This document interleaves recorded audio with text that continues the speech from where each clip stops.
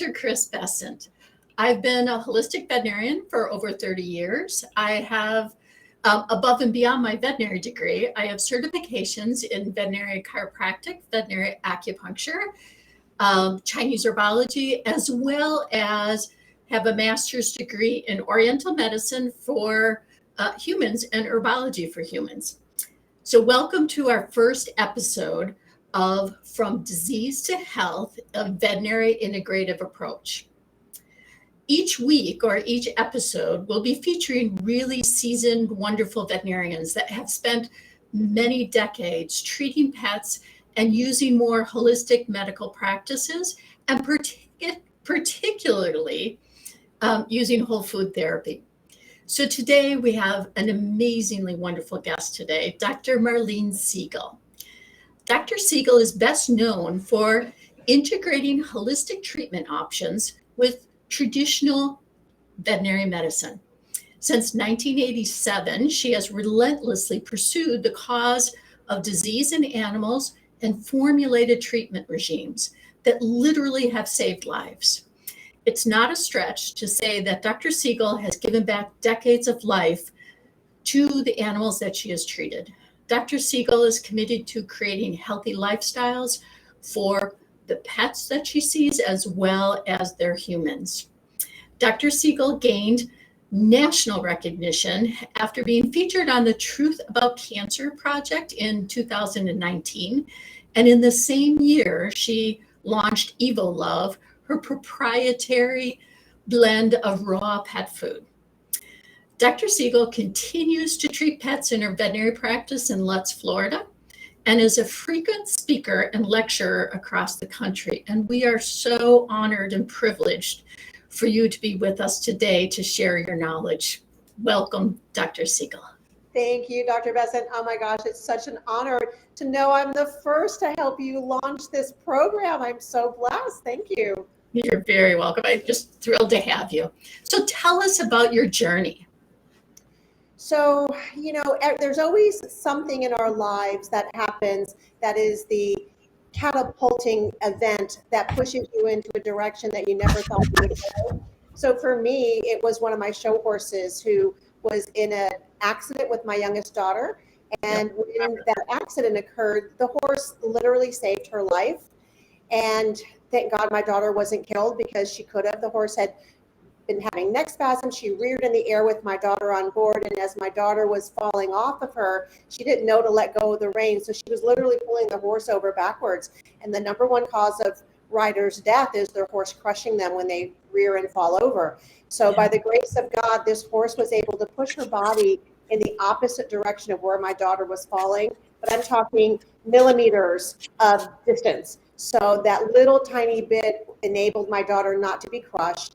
And in my quest to figure out what was causing her problems, I wasn't willing to accept the veterinary response, which was, I'm sorry, there's nothing more that we could do. And they told me I could either retire her as a 7-year-old United States champion, Canadian champion, and most importantly, she saved my daughter's life. Not fixing this horse was not an option. So I was going to find a solution wherever that existed. And that was the impetus to make me leave the allopathic world and find solutions. And it was pretty amazing that the beginning actually started with nutrition. Oh, tell us about that. So the first thing we had to do is get her chiropractically adjusted, because this horse was in so much pain that she literally couldn't move her neck without spasms just tearing up her entire side. Wow. So the first thing we had to do was help reduce the pain and inflammation, and that was using chiropractic and laser therapy. And then I started looking at her nutrition, and with your help, I started realizing that this was not a species appropriate diet. These horses are being fed these grain diets, high in sugar with molasses in them. And, yes, they can perform, but they're paying a horrific price for that. And so every piece of information that I learned, whether it was acupuncture or chiropractic or nutrition or herbs with your help, every piece of that started to open up a whole new understanding for me on what does health actually mean. And health is actually being the ability to support our natural biological functions. So we as doctors, we're trained to think that we're making a really big intervention because we can pull the steroid and the antibiotic off the shelf, but that's only masking the symptoms. We were really not trained on the root cause of medicine, which in order to understand the root cause, we have to understand how does the biology work? How is our bodies systematically designed to produce energy, to make all of these factors work?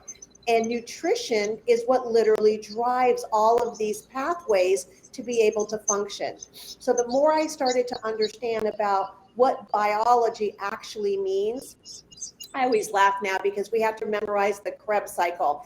When I mention that word, it gives most doctors PTSD, right? Because, oh my gosh, we have to memorize this thing all the way through undergraduate and medical school. But to really understand the importance of it, way over my head. So here I am 40 years into practice and I'm really understanding biology for the first time, which brings us back to nutrition. And I think it's interesting and it's also sad that we've come to a point in the development of humankind where most people don't even know where their food comes from. Like I used to grow corn when I was in college, and I'm from Cuba. My mom's from Cuba, and I remember bringing her home fresh corn, and it was still in the shuck, and I was so proud. It was the best corn ever. And I come home a week later, and it's still in the refrigerator, and I'm like, "Mom, why didn't you eat it?" She goes, "Well, what do you do with it?" My mother had never bought corn that wasn't from Publix, already shucked, the ends cut off, and in a little green tray with the cellophane wrapper around it. She had no idea how to get to the corn.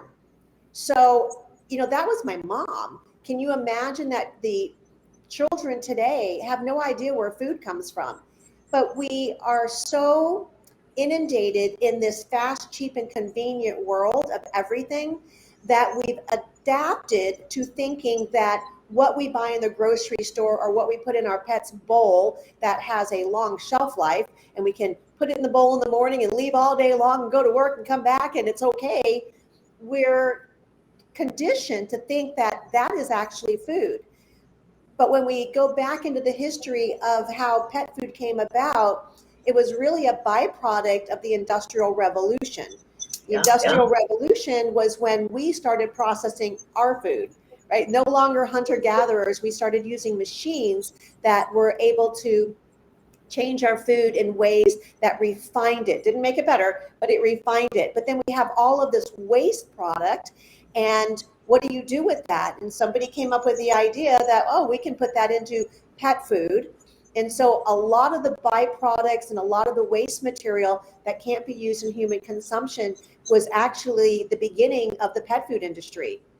And then it got worse because then in order to have shelf life, they had to add synthetic vitamins and minerals, and they had to add preservatives. And then we come into about 23 years ago when glyphosate came on the market. Now we have all these GMOs and glyphosate toxicity to add to the problem of processed foods, which is number one, it's enzymatically dead. So whole food actually has enzymes, which are proteins, that aid in breaking that food down.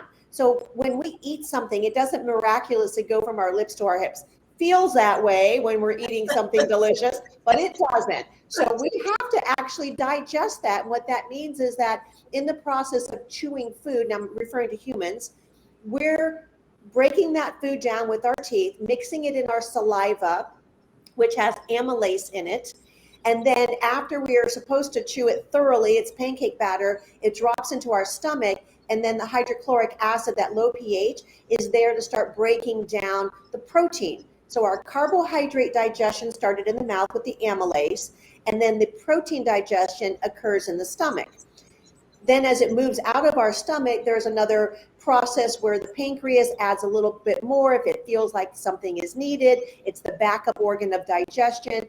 And then as that food is being broken down, when it's at the right time in the right part of the intestinal tract, it's then going to be absorbed through this I call it a cheesecloth lining. We call it tight junctions, but it's sort of like a permeability membrane. And the right size molecules are allowed to come in through that membrane. They're deposited in the bloodstream, and then they're carried to the liver, where the liver is going to warehouse all those nutrients to be able to build what it needs down the road. So it's either going to store it or it's going to use it. And that's a phenomenal system. What you don't need goes out the poop chute. The difference for the animals is that they were never designed to eat carbohydrates. How do we know that? Because nature never wastes energy on something it doesn't need. Yeah. That's really important concept here. So dogs and cats, being carnivores, don't have amylase in their saliva. Why? Because they weren't designed to chew their food to pancake batter, and they weren't designed to eat carbohydrates as a primary source of their diet. So they don't have amylase in their saliva. They were designed to chase something down, kill it, tear, gulp, and swallow, because with all that commotion that they just made to find their dinner, they're going to attract other predators. So somebody's either going to eat them when they're busy and not paying attention, or they're going to steal their lunch. Either way, it's not a good plan for passing on your gene pool, right? You're going to be depleted. So they have to go quickly, tear, gulp, swallow, then go find some safety, and that's where they do their digestion. Sadly, the pet food that is on the market today is, number one, enzymatically dead, because those proteins that are used to break down the food, they're denatured by heat. So when we heat this food to 160, 170 degrees, those proteins are gone. So now when that animal is eating, the only thing it has to break down that protein is the pancreas. Well, over time, that pancreas is going to run out of resources. It's going to get angry and inflamed. It's not going to stay happy. And then that precipitates another whole line of problems. The second problem with processed foods is that it's very high in carbohydrates. When they made these diets, they took, let's say, kibble for an example, and they have to stick that kibble together with something as it's coming through the extruder to form a kibble. So in the olden days, they would use corn, which is all genetically modified now. And then people got on this whole kick about grain-free diets. So they switched and used tapioca or potato starch. Sugar, sugar, sugar, sugar. The species-appropriate diet for a carnivore, a dog or a cat, has less than 1% carbohydrates. These diets that are on the market are 40 to 60% carbohydrate. What does sugar do? It causes inflammation. It causes leaky junctions in the gut. So is it a surprise that we're seeing such devastating diseases in our animals at such early ages? Because every bite of every meal that they're eating is causing inflammation. So I described digestion for the human. The dog and cat is find something to eat, tear, gulp, swallow. The protein is supposed to be digested in the stomach with the right hydrochloric acid. And the problem now becomes that we haven't been replacing the good microbiomes in the intestinal tract, because in the wild, the first thing they tore through after they tore into the abdomen was the intestines. They're not really trying to eat the intestines, but in biting it and pulling them out, they would tear it. Some of the effluent that was in the intestine would get in their mouth and they would swallow it. Well, what is in the intestinal tract of that herbivore is all that digested carbohydrate with all this wonderful bacteria. So that's how they literally inoculated themselves with a good microbiome each time they ate. But in our world, and we're feeding processed foods, they're not getting that inoculation. And we've spayed and neutered, so now we've given them antibiotics. They're on tap water, which is loaded with toxins, 85,000 toxins identified in tap water alone. Wow. Heavy metals, pesticides, glyphosate. So the microbiome that we're talking about, that diversified group of organisms, bacteria, viruses, fungi, all of those guys, even parasites. Here we're vilifying everybody and they're awful. We have to sterilize everything. No, we can't live without them. Right. So we've totally disrupted the normal mechanism for animals to eat the way they were designed. Whole food. Somehow they knew which organs meat they needed that day, and they chewed on bones and the cartilage, and they had some of the intestinal tract, and they ate some muscle meat. They got some fiber from the hair. That's how they figured it out, and they were very healthy with that. But in our modern day, we've talked about the fact that the enzymes are dead in the food. It's extremely high in carbohydrates. Now let's discuss the water, because in a kibble diet, it's devoid of moisture. Well, they need 70% of their water to come from their diet. That's how they were designed by nature. So now we've taken 70% of the water, right? Yeah. And the number one disease we see in cats is still kidney disease. Yep. And the reason for our cat owners is, imagine if I had a cup of water and I had a swimming pool, and I put the same amount of toxin in the cup of water that I did in the swimming pool. Mm-hmm. Which would be more deleterious? The cup of water where it's very concentrated, or the swimming pool where it's very dilute? Obviously, the cup of water is going to be more deleterious. So now we take these animals, which are already from the desert, they're already adapted to being dehydrated, and we further dehydrate them by putting them on a kibble diet. Now, all those toxins that we just talked about and more that we didn't mention are now being filtered through that kidney, but they're having a tremendously more concentrated effect, which is then causing more kidney tubule damage, which ultimately leads to kidney failure in the long run. So how do you treat your kidney patients with whole food? So we actually do a species appropriate diet. And I really didn't start a raw food company because I had a lot of spare time.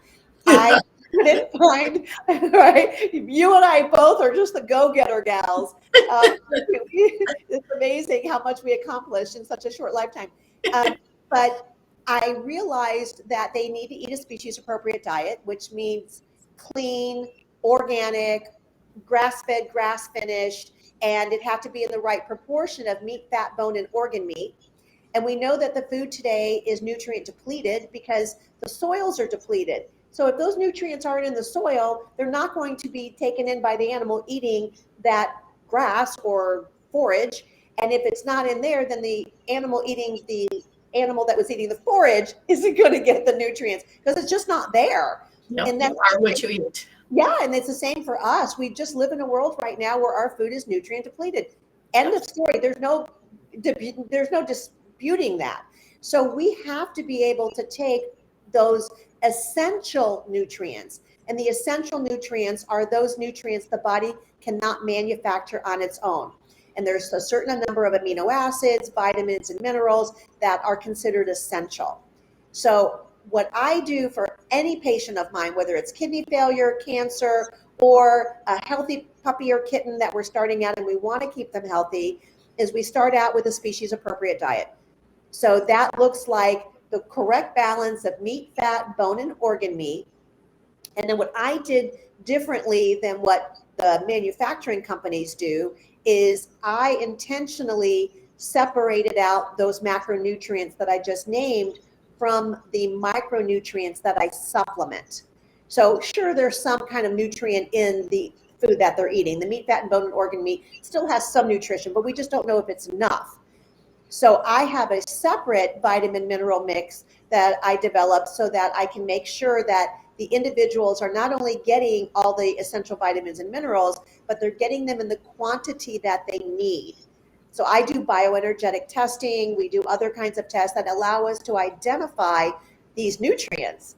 And across the board, most animals are deficient in 1 to 5 nutrients. It's crazy. So this allows me to supply what that animal needs and then measure that we've actually given them what they need to run these metabolic pathways. So as an example, vitamin D. You can't just arbitrarily go out there and eat vitamin D because it is a fat soluble vitamin, and you overdose and it can cause problems. So we measure to see if animals are deficient in vitamin D. 85% of animals that were tested through a university that were eating processed foods were vitamin D deficient. And the reason is because you and I, as omnivores, we get our vitamin D from our diet, from our protein, or from our sunlight. We can convert it. Animals can't. They can only get vitamin D from their protein source. So if the animal meat that is in that bag or can did not see daylight, then that food is going to be vitamin D deficient. That means your pet eating it is going to be vitamin D deficient. And we're seeing truly over 85% of the animals that we see and test are vitamin D deficient by some degree. It's seriously a big problem. And vitamin D is the major processor for our innate immune system. So that's the immune system that works without us having to think about it. So if you don't have vitamin D, your innate immune system cannot function. It needs magnesium to aid it. So if you're vitamin D deficient and magnesium deficient, you're really in a bad position. And a majority of the animals that we test are vitamin D and magnesium deficient. So to go back to we have a question. Would you like? Sure. Tina Austin, and she's asking, what do you think of commercial raw and heart health and having no grains? Wow, that's a big question. Yeah, easy question though. So like anything else, we have to research the raw diet. You have to know where the source of the meat came from. How was that animal raised? Was it sustainable? Was it grass-fed, grass-finished? Because the stress hormones are going to be less for an animal that was outside being an animal and also processed humanely. There is a processing plant. It's not easy to talk about, but they literally do a lot to keep these animals quiet so they never get afraid right before they're put down. Yeah, it's very interesting. Yeah, I agree 100%. The difference between stressed meat and meat from a animal who is not stressed is dramatically different. If you talk to a hunter, they'll say that there's a dramatic difference in the meats. It's really important. So commercial raw, and I think commercial raw is necessary because most people don't have the wherewithal to be able to go out and source all the ingredients and then bring it home and then grind it and mix it in the right proportions. And, I've never seen anybody successfully do it as a pet owner. Yeah. It's too hard. We don't even do it for ourselves. Yeah, and it's difficult to do. Like if everybody would do that, you and I probably wouldn't be talking about it today. Kibble became such a go-to for the average person because it's super simple and it doesn't have the ick factor. So absolutely. So number one, we would do it more. Absolutely. So number one, you have to know how that product was put together. Where does the meat come from? How was the source? Is it organic or at least grass-fed, grass-finished? Number two, if they call it complete and balanced, you have to ask if the nutrients that they added are synthetic. Because in order to have the shelf life, they're likely going to be synthetic. So you've got to ask that question.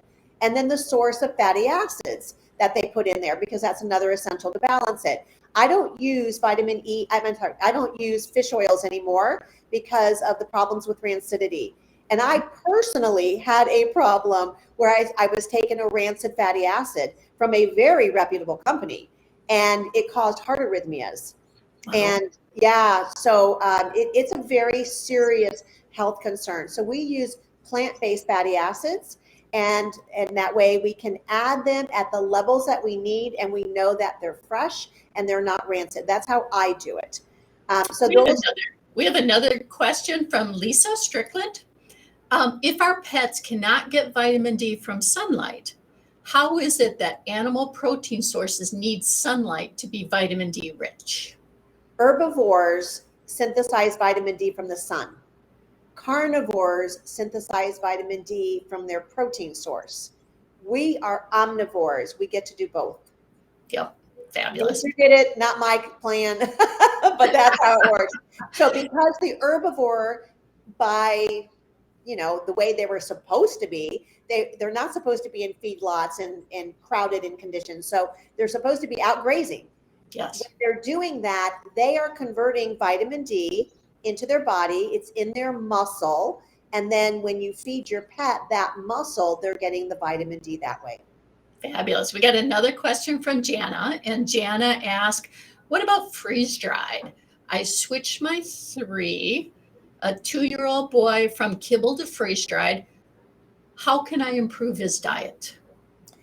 So the freeze drying is an interesting process. I know Dr. Bessent does freeze drying, and I just bought my first freeze dryer. We did our first load, and a lot of companies will do, because there's still pathogens that have to be addressed, and there's some standards there. So a lot of companies, what they do is they flash the last part of the cooking session at a high temperature, but that does denature the proteins to some degree. I haven't been able to find enough research to find out if the moisture is gone and you flash it, does it still denature the protein as much, or and not? I don't know yet, but that's what a lot of companies do.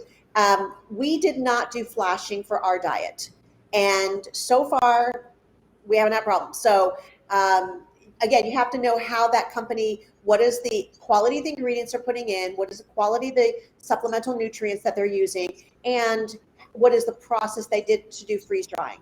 That's what I would say. That's what I would say as well, Janet, is that freeze drying is just a process. So it's a way of making really wonderful, wholesome food, shelf stable and scoopable, non-icky. So a way that you can feed it and yet feed a species appropriate diet. But I think it's super important that it really comes back down to ingredients. I mean, you, Marlene, and I know that we speak about that all the time. And the ingredients really matter, because you could take crappy ingredients and freeze dry them. You still have a crappy food. So freeze drying, even though most people, it's expensive to do. So at this point, most people are still freeze drying really good, wonderful, wholesome food. So I know that your food, Marlene, is grass-fed, organic, I mean, amazing food. But imagine if somebody wanted to kind of bastardize freeze drying. They could take meat meals, mix it with water, blend it together and freeze dry it, and now market it as if it's a freeze dried product, that it's really good. So Jana, what I would say is look at the ingredients. It's still ingredients. And hopefully your freeze dry company that you would purchase from would be able to tell you those things. Like Dr. Siegel, she's absolutely going to tell you those. Yeah, we're very transparent. And now that I've been 4 years now doing our own supplements, I learned so much in the supplement industry that was really kind of frightening. It's just, you have to really know sourcing, and you have to have company integrity. And one of the things for pet owners that I say is that if you read the bag or the box and you cannot identify names in that list, and there's a whole bunch of names in there, you might want to reconsider, because there's more in there than what they need. You want your macronutrients, your meat, fat, bone, and organ meat. You want your essential vitamins, minerals, and fatty acids in a quality form.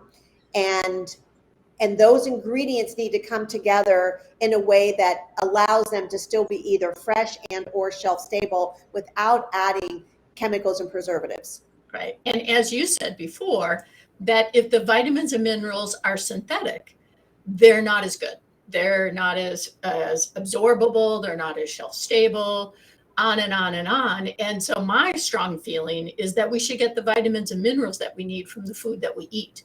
So I say, and I've always said this, if I want vitamin C, should I eat a vitamin C tablet or should I eat an orange? And I would say eat the orange, because it has vitamin C, but also all the other wonderful phytonutrients that are in that fruit that God put together for us to all complement.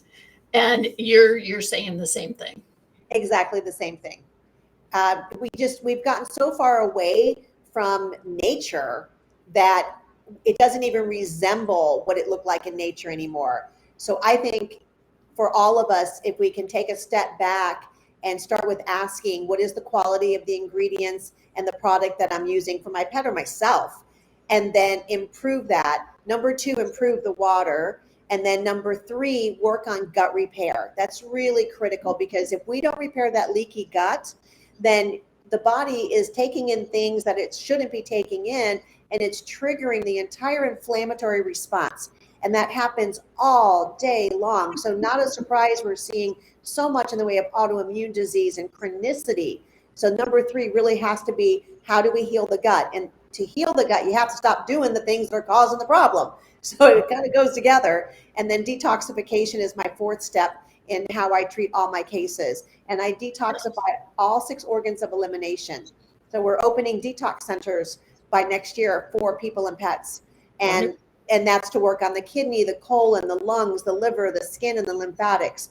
These are all the organs that nature put in us. We didn't have to invent it, but we're clogging them up. We're getting them so unable to do their job that everything starts to go downhill. And we want to have a pill for the ill or a diet for the disease. No, we just need to go back to the basics. What are we eating? What are we drinking? How can we eliminate toxins, fix the gut, detox the organs of elimination, support the energy production through the mitochondria? There's a lot of things that we can do to do that. And then ultimately get rid of all the, I call it the ants in our brain, the automatic negative thoughts, because all disease has trapped emotions associated with it. Yeah. So we stop. Do you have a cool animal case that you treated recently that was really dramatic, that kind of helped you reinforce that you're on the right path, that you could share with us?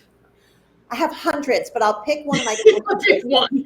I'll pick one cancer case. And it was a dog that came to us, a Rhodesian Ridgeback, and she had been diagnosed with squamous cell carcinoma in her nose. So the reason I'm picking this case is because we could actually see the cancer, and it was in one nostril, and it was literally eroding into the nose.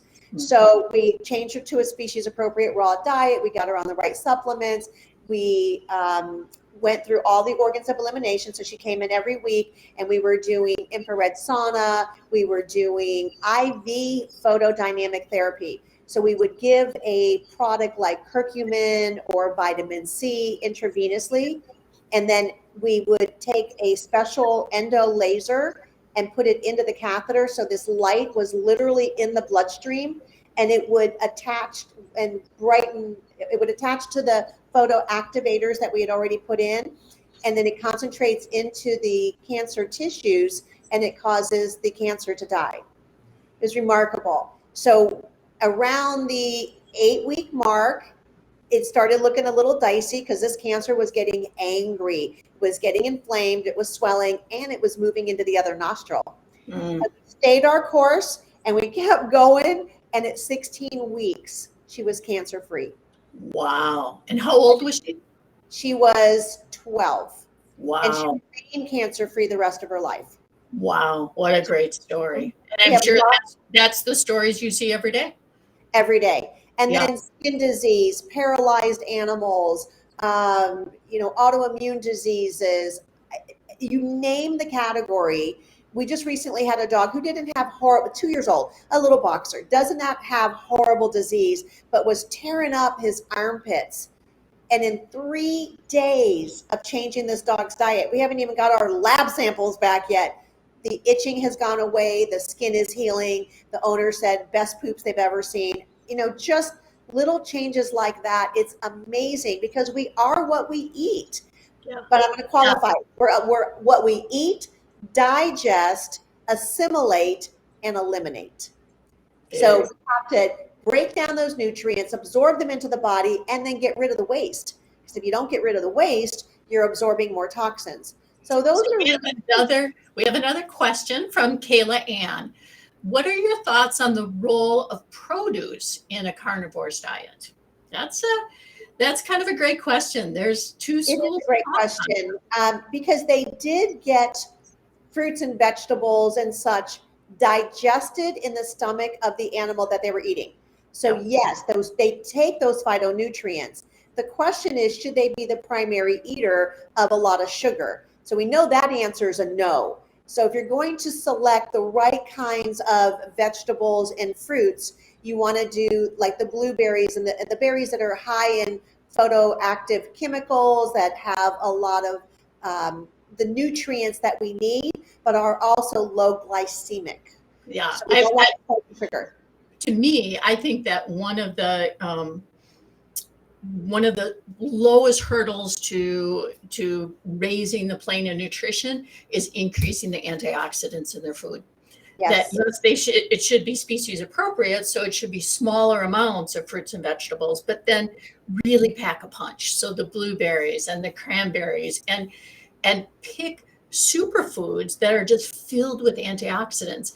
Because as you talked about, the enzymes that are not in kibble, neither are antioxidants. In fact, amazingly, AFCO doesn't even talk about antioxidants as if it's not even needed. And to me, that's a huge part of it. So my take, I'm a strong believer in very targeted, nutrient dense, antioxidant dense produce. Absolutely. So I'm going to tag Another question. Two things onto that before we go to another one.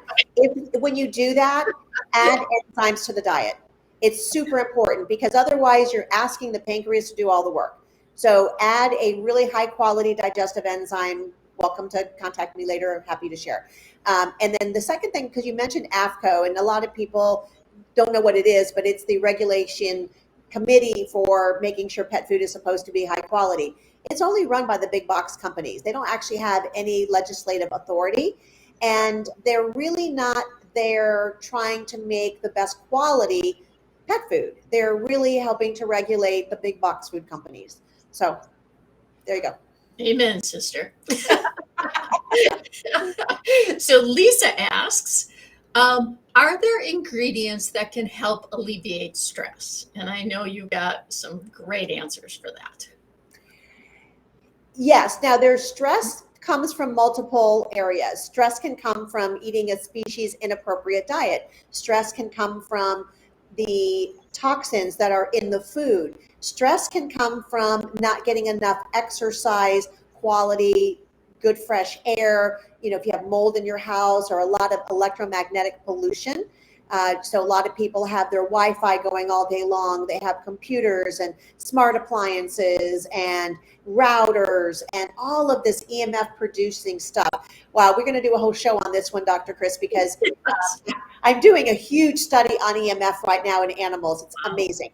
So that's one level of stress. And then the other level of stress that they can get is from their pet owners. They entrain to our energy. This is not a woo-woo principle, guys. This is physics. So when individuals come together, the energies start to sync together. So when the family is really stressed out, you have kids being yelled at, you have stress of money, you have stress of COVID, you have stress of resources, you have relationships, whatever. All of that is an added stress to the pet. Yeah. So a couple little things that I would recommend. Number one, make sure you have a species appropriate diet. Check how much EMF you have in your household. Don't feed tap water. Talk to me about structured, filtered water. And then the next biggest thing that we as pet owners can do is get out of stress ourselves. When we can put ourselves in a parasympathetic state, and we can do that by meditation, by breathing. There's just special, I'm going to do one with you guys real quick, okay? Because this is so simple. It's called box breathing. So you breathe into the count of 4, hold it for a count of 4, breathe out for a count of 4, and hold it for a count of 4. Now, most people will not be able to do that 3 times in a row because you're going to feel short of breath because you're still in high sympathetic tone. But if you can do that in the mornings and then add a little gratitude along with that. So start your day with box breathing and gratitude. Sometime during the middle of the day, do it again. And at the end of the day, before you go to bed, turn off all your appliances, make sure there's no Wi-Fi in your bedroom, and then do some box breathing and go back and think about, for me, gratitude is just going over the things in my day that I'm grateful for. It could be knowing Dr. Bessent for almost 20 years now, and she's been such an amazing mentor to me. I'm always thanking her for the guidance and the support that she's given me. And it could be looking out my window and seeing trees, hearing birds. It could be the fact that I'm living in a house and that I have food and water. It doesn't have to be major things, but we need to start putting ourselves into that state of gratitude so that our body relaxes and then our pets entrain to that. So those are that was quite a few things that you could do. I got some more questions that are really good. So Beth asks, if you add vegetables to the bowl when you already feeding dehydrated with vegetables, is that safe and advised? My take on that, Beth, is you want to be species appropriate. So if you already have an appropriate amount of fruits and vegetables in the dehydrated, and then you're adding more to it, you might be increasing the amount that you need. So you still want to make sure your proportions are good, but there's so many positives to the fresh fruits and vegetables. Marlene? And I would tag on to that. Which vegetables are you using? Because if you do too much spinach and kale, and I love spinach and kale, but it is high in oxalates. So you need to understand what you're adding, why you're adding it, what is it enhancing, and then make sure you're rehydrating the food. I don't like to feed the food dehydrated to the animals because it's still dehydrated. So I try to either put bone broth in it or kefir or some structured water. We use hydrogen water, so I'll add hydrogen water to it, but just making sure that they're getting the amount of water that they need to support their body. Okay, we have another one, and it is, I did everything I could for my dog with a home cooked diet, environment, not over vaccinating, gut health, but he still got renal disease and died at 16 of sludge in his gallbladder. He did, however, beat a mast cell tumor with homeopathy, no surgery. Can you address sludge in the gallbladder and causes? Absolutely. So the gallbladder is what excretes bile in order to change the pH of the food. And one of the reasons why so many animals get a sluggish gallbladder is because they're not getting the right bitters that are used, the herbs that are helping to squeeze that extraction. So they're lacking protein, they're lacking the right bitters, they're not getting enough exercise. The liver becomes sluggish before the bile does. And so it goes back again to how quality of a species appropriate diet do we have going on. So we all need bitters, and yet for most people, they don't get them. I specifically grow them because we need them. So whether it's dandelion root or whatever bitters you have available to you, and again, you want to work with a nutritionist that's on the holistic side, or talk to Dr. Bessent and figure out what can you add to that animal's diet. Ox bile is a wonderful product that you can add to help with, especially for cats, because they can't take some of the other things that we use for dogs. So we do a lot of work in liver detoxification, lymphatic therapy. I think that does go back to, as you were talking about, detoxifying. And when we talk about needing a clean environment and clean food, I think that in our lifetime, we're just scratching the surface of what it really means. I don't even think that we're at a point to truly deeply understand how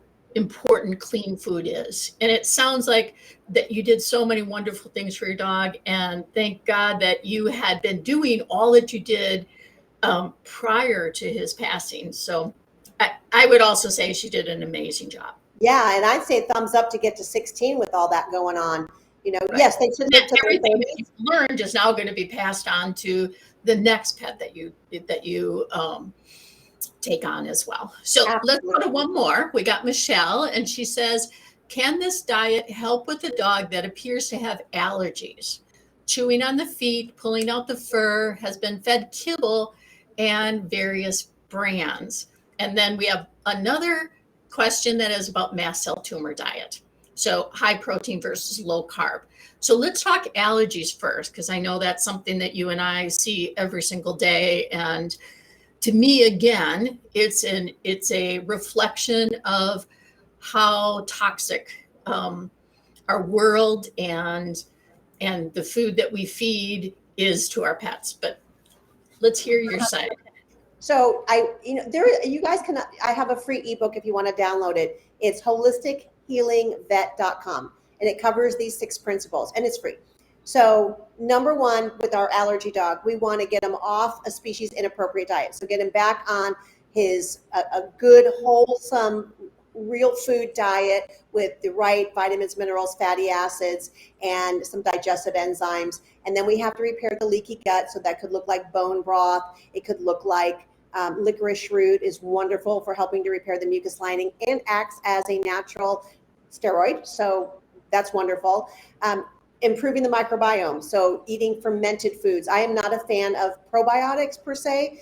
Short term, you can get away with it, but long term, it doesn't allow the diversity of the microbiome to develop. So I'm a big proponent of fresh fermented foods, and that could be kefir, it could be sauerkraut. I don't do kimchi for animals, it's too spicy, but things that are going to help support that microbiome.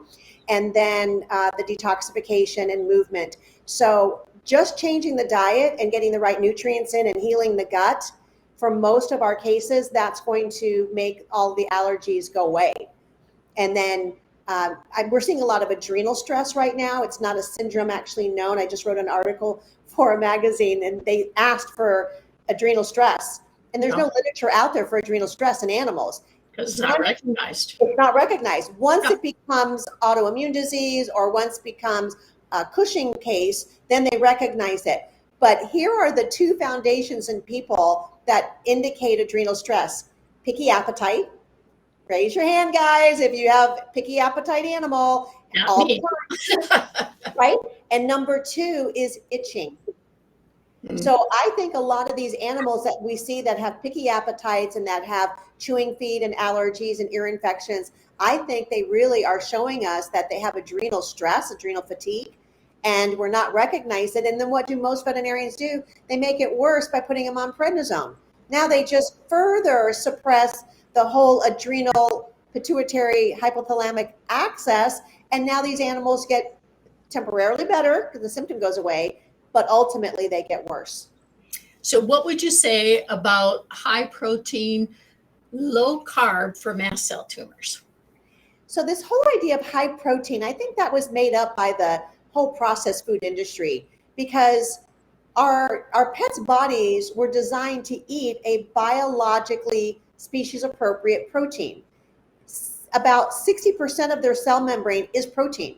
So if they are not getting a biologically appropriate protein to eat, then you're actually causing more damage to their body. They can't do cell repair, they can't repair tissue, they can't process a lot of the things that the body needs to do because their cell membranes aren't supported. So I don't think there's such a thing as high protein. I think it's the quality of protein. They need to eat another animal, and they need to eat that animal in the state that the animal was in when it died, as close as possible, so that it's still enzymatically alive. Yep. And then I would say the low carb is really important, because you've been talking about carbohydrates and how pro-inflammatory carbohydrates are throughout this wonderful session. And I agree. I think the same thing, that so it's the higher protein, but then you got to add something else into it, and decreasing the carbs and making it a low glycemic index as well as low carb is not feeding the cancer. So if you really look at some of the basic root research on cancer therapy, it's that high sugar, high glycemic index, pro-inflammatory is just feeding the cancer rather than feeding the pet. Absolutely. Huge, huge, huge. And we started the session by saying that these animals have no dietary requirement for carbohydrates. We don't either, but we have high fructose corn syrup in our diets, and we're eating a lot of the simple refined carbohydrates because of the Industrial Revolution. It tastes better. Would I not enjoy a grilled cheese sandwich on white bread? It's the best tasting thing. It's the most horrible thing for your body.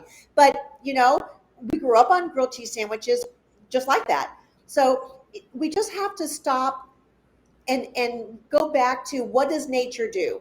If you're ever in doubt about what is the right choice to make, and I don't care who's talking to you, look at nature and how do they model?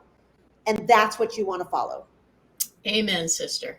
I can't thank you enough for your time today. I know how busy you are, and how you got your fingers in so many things. And I say this very heartfelt. I know you are changing the world, and you are definitely changing the world for all the pets and the pet parents that you come in contact with. And it's an honor to call you my friend.